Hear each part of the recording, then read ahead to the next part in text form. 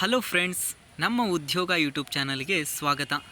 ದೈನಂದಿನ ರಾಜ್ಯ ಹಾಗೂ ಕೇಂದ್ರೀಯ ಹೊರಡಿಸಿದಂತಹ ಸರ್ಕಾರಿ ಉದ್ಯೋಗಗಳ ಸಂಪೂರ್ಣ ಮಾಹಿತಿ ಹಾಗೂ ಸರ್ಕಾರ ಹೊರಡಿಸಿದ ಹಲವಾರು ಒಂದು ಯೋಜನೆಗಳ ಒಂದು ಸಂಪೂರ್ಣ ಮಾಹಿತಿಯನ್ನು ತಿಳಿಸಿಕೊಡುವುದು ನಮ್ಮ ಚಾನಲ್ನ ಒಂದು ಆಶಯವಾಗಿದೆ.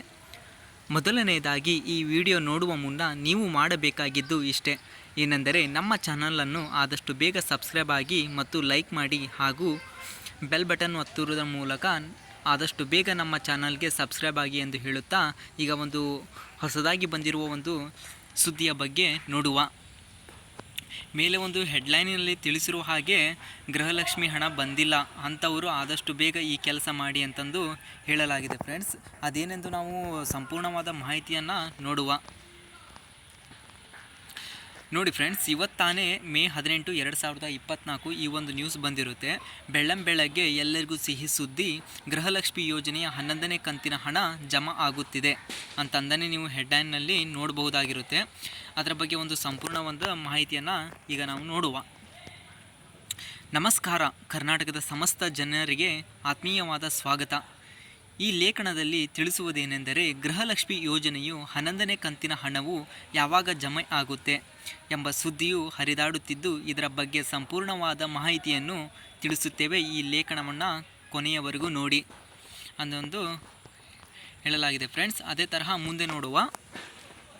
ಗೃಹಲಕ್ಷ್ಮಿ ಯೋಜನೆಯ ಹಣ ಯಾವಾಗ ಬರುತ್ತೆ ಎಂಬ ಒಂದು ಎಲ್ಲರ ಒಂದು ಕ್ವಶನ್ ಆಗಿರುತ್ತೆ ಫ್ರೆಂಡ್ಸ್. ಅಂದರೆ ಮಾಮೂಲಾಗಿ 11ನೇ ಕಂತು ಆಗಿರಲಿ, 10ನೇ ಕಂತು, 9ನೇ ಕಂತು, ಇನ್ನೂ ಒಂದಿಷ್ಟು ಜನರದ್ದು ಇನ್ನೂ ಯಾವುದೇ ಕಂತೂ ಬಂದಿರಲ್ಲ, ಎಲ್ಲ ಡಾಕ್ಯುಮೆಂಟ್ಸ್ ಸರಿ ಇದ್ದರೂ ಆದರೂ ಬಂದಿರಲ್ಲ ಅಂಥವರು ಈ ವಿಡಿಯೋವನ್ನು ನೋಡಿ. ಯಾಕಂದರೆ ಇದರಲ್ಲೂ ಸಹಿತ ಒಂದು ಸ್ವಲ್ಪ ಪಾಯಿಂಟ್ಸ್ಗಳನ್ನು ಕೊಟ್ಟಿದ್ದಾರೆ, ಅದೇನೆಂದು ನೀವು ನೋಡ್ರಿ. ಓಕೆ, ಸ್ಟಾರ್ಟ್ ಮಾಡುವ. ನಮ್ಮ ಗೃಹಲಕ್ಷ್ಮಿ ಯೋಜನೆ ಅರ್ಜಿ ಸಲ್ಲಿಸುವ ಮಹಿಳೆಯರು 10ನೇ ಕಂತಿನ ಹಣಗಳನ್ನು ಪಡೆದಿದ್ದು, ಈಗ 11ನೇ ಕಂತಿನ ಹಣಕ್ಕಾಗಿ ಕಾಯುತ್ತಿದ್ದಾರೆ. 10ನೇ ಕಂತಿನ ಹಣ ಇನ್ನೂ ಕೂಡ ಬಂದಿಲ್ಲ ಅಂತಾದರೆ ಇದೇ ತಿಂಗಳು 20ನೇ ದಿನಾಂಕದ ಒಳಗೆ ಬರಬಹುದು. ಅಂದರೆ ಜೂನ್ 4ರ ನಂತರ 11ನೇ ಕಂತಿನ ಹಣ ಸರ್ಕಾರ ಜಮೆ ಮಾಡಲಾಗುತ್ತೆ ಎಂಬ ಮಾಹಿತಿಯು ಖಾಸಗಿ ವಾಹಿನಿಗಳಿಂದ ತಿಳಿದು ಬಂದಿರುತ್ತೆ ಫ್ರೆಂಡ್ಸ್. ಅದೇ ತರಹ ನೋಡುವ ಮುಂದೆ, ನಿಮ್ಮ ಖಾತೆಯ ಗೃಹಲಕ್ಷ್ಮಿ ಹಣ ಬಂದಿಲ್ವಾ? ಈ ಕೆಲಸವನ್ನು ಮಾಡಿ. ಓಕೆ, ಸ್ಟಾರ್ಟ್ ಮಾಡುವ. ನಿಮ್ಮ ಒಂದು ಖಾತೆಗೆ ಗೃಹಲಕ್ಷ್ಮಿ ಹಣ ಬಂದಿಲ್ಲ ಅಂದರೆ ಮೊದಲು ನೀವು ಎಲ್ಲ ದಾಖಲೆ ಸರಿಪಡಿಸಿಕೊಂಡು ರಿಟರ್ನ್ ಅರ್ಜಿಯನ್ನು ಸಲ್ಲಿಸಬೇಕಾಗುತ್ತೆ. ಅದೇ ತರಹ ನಿಮ್ಮ ಆಧಾರ್ ಕಾರ್ಡ್ ಅಪ್ಡೇಟ್ ಮಾಡಿ ಹಾಗೂ KYC ಕೂಡ ಮಾಡಿ, ಬ್ಯಾಂಕ್ ಖಾತೆಗೆ ಆಧಾರ್ ಕಾರ್ಡ್ ಲಿಂಕ್ ಮಾಡಿಸಿ ಇತ್ಯಾದಿ ಹಂತಗಳನ್ನು ಪೂರ್ಣಗೊಳಿಸಿ. ನೀವು ಹೀಗೆ ಮಾಡಿದ್ದಲ್ಲಿ ಎಲ್ಲ ಕಂತುಗಳ ಹಣವೂ ಕೂಡ ಒಟ್ಟಿಗೆ ನಿಮ್ಮ ಖಾತೆಗೆ ಹಣ ಜಮೆ ಆಗುತ್ತದೆ. ಗೃಹಲಕ್ಷ್ಮಿ ಯೋಜನೆ ಹಣ ನಿಮ್ಮ ಖಾತೆಗೆ ಜಮಾ ಆಗದಿದ್ದಲ್ಲಿ ನಿಮ್ಮ ಊರಿನ ಗ್ರಾಮ ಪಂಚಾಯಿತಿ ಅಭಿವೃದ್ಧಿ ಅಧಿಕಾರಿಗಳು ನೇತೃತ್ವದಲ್ಲಿ ಶಿಬಿರಗಳನ್ನು ಏರ್ಪಡಿಸಿದಾಗ ನಿಮ್ಮ ಎಲ್ಲ ಸಮಸ್ಯೆಗಳನ್ನು ಪರಿಹರಿಸಲಾಗುವುದು. ಬ್ಯಾಂಕ್ ಖಾತೆಗೆ ಏನು ಆದರೂ ತೊಂದರೆಯಾದರೆ ಅಥವಾ ಅಂಚೆ ಕಚೇರಿ ಮೂಲಕ ಹೊಸ ಖಾತೆಯನ್ನು ತೆಗೆಯಿರಿ. ಆಗ ಅದಕ್ಕೆ ಎಲ್ಲ ಕಂತಿನ ಹಣವೂ ಕೂಡ ಜಮೆಯಾಗುತ್ತದೆ. ನೀವು ಈ ಎಲ್ಲ ಹಂತಗಳನ್ನು ನೀವು ಪೂರ್ತಿ ಮಾಡಿದ್ದರೆ ಅದಲ್ಲಿ ನಿಮ್ಮ ಖಾತೆಗೆ ಗೃಹಲಕ್ಷ್ಮಿ ಯೋಜನೆ 11ನೇ ಕಂತಿನ ಹಣ ಜೊತೆಗೆ ಉಳಿದ ಎಲ್ಲ ಕಂತಿನ ಹಣವೂ ಕೂಡ ಒಟ್ಟಿಗೆ ಜಮಾ ಆಗುತ್ತದೆ. ಜೂನ್ 4ನೇ ದಿನದಂದು ಗೃಹಲಕ್ಷ್ಮಿ ಯೋಜನೆ 4ನೇ ಕಂತಿನ ಹಣವು ಜಮಾ ಆಗುವ ಯಾವುದೇ ಮುನ್ಸೂಚನೆಗಳು ಇಲ್ಲ. ಗೃಹಲಕ್ಷ್ಮಿ ಯೋಜನೆ 10ನೇ ಕಂತಿನ ಹಣ ಇನ್ನೂ ಯಾರೂ ಕೂಡ ಪಡೆದುಕೊಂಡಿಲ್ಲ ಅಂಥವರು ಏನಿದೆ ಅಲ್ಲ ಫ್ರೆಂಡ್ಸ್, ತಿಂಗಳು 20ನೇ ಕೊನೆಯ ದಿನಾಂಕದ ಒಳಗೆ ಹಣ ಜಮಾ ಆಗುತ್ತದೆ ಅಂತಂದು ಇಲ್ಲಿ ನ್ಯೂಸಿನಲ್ಲಿ ನೋಡಬಹುದು.